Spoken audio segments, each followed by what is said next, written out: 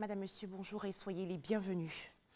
Les chefs d'État de l'Union économique et monétaire ouest-africaine ont tenu hier une session extraordinaire par visioconférence sur la crise sanitaire liée au coronavirus. Réunion présidée par le chef de l'État ivoirien Alassane Ouattara, également président en exercice de l'UMOA.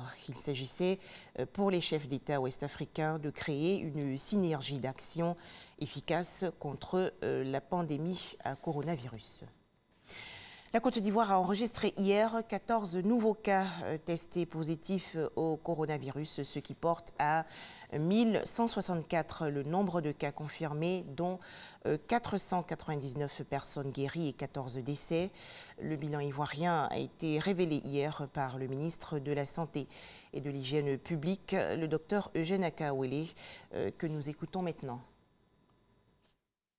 Point de la situation du Covid-19 au 27 avril 2020. Le ministère de la Santé et de l'Hygiène publique a enregistré ce jour lundi 27 avril 2020 14 nouveaux cas de Covid-19 sur 289 échantillons prélevés, 31 guéris et 0 décès. À ce jour, la Côte d'Ivoire compte donc 1164 cas confirmés, dont 499 personnes guéries et 14 décès. Le nombre total d'échantillons prélevés et testés à la date du 27 avril 2020 est de 8581. Depuis le 29 mars, le Conseil national de sécurité a pris la décision d'isoler le Grand Abidjan afin de circonscrire la pandémie à Abidjan. Aussi, du 1er avril au 27 avril 2020, nous avons enregistré 965 nouveaux cas confirmés dans notre pays. Ces 965 cas se répartissent comme suit. 98%, soit 943 pour le Grand Abidjan, et 2%, soit 22 cas positifs pour le reste du pays. Dans le Grand Abidjan, les districts sanitaires de Cocody, Bingerville et de Makori-Trècheville sont toujours les plus touchés, avec respectivement 40% et 33%. Tous les districts sanitaires ont notifié des cas positifs, de même qu'à Niama et Grand Bassam. Les deux districts de Yopougon, Est et Ouest Songon, représentent 10% des cas confirmés. C'est le lieu d'inviter les populations au strict respect de la mesure d'isolement du Grand Abidjan. J'exhorte les populations à continuer de fréquenter nos établissements sanitaires car les services de santé sont disponibles, ouverts avec leur dispositif habituel d'offre de soins et continuent de recevoir les personnes ayant besoin de leurs services.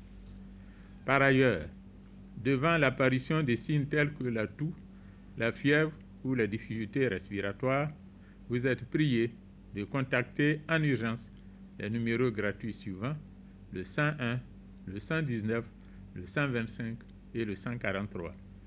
Le gouvernement, à travers le ministère de la Santé et de l'Hygiène publique, remercie et félicite tous les acteurs de la santé pour leur engagement et leur dévouement dans la lutte contre la pandémie.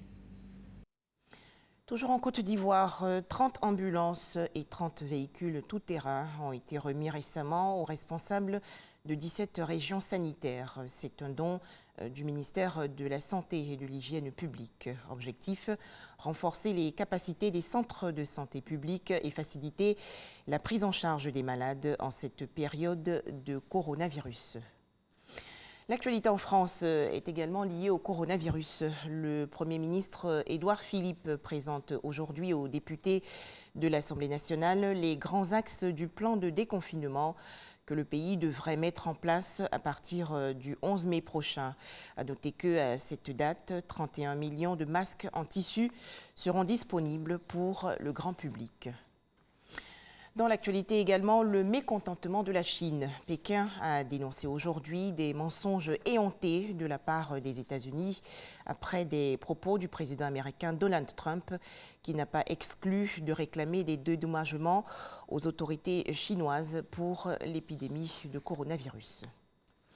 Actualité hors coronavirus, c'est aujourd'hui la journée mondiale de la sécurité et de la santé au travail.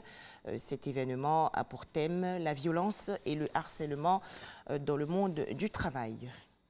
Enfin, sachez que l'ex-président de l'Assemblée nationale ivoirienne, Guillaume Soro, qui est actuellement en Europe, doit être jugé aujourd'hui au tribunal d'Abidjan dans le cadre d'une des affaires pour lesquelles il est poursuivi en Côte d'Ivoire, à savoir détournement de deniers publics, recel et blanchiment d'argent. Voilà, merci de nous avoir suivis. 13h, le journal.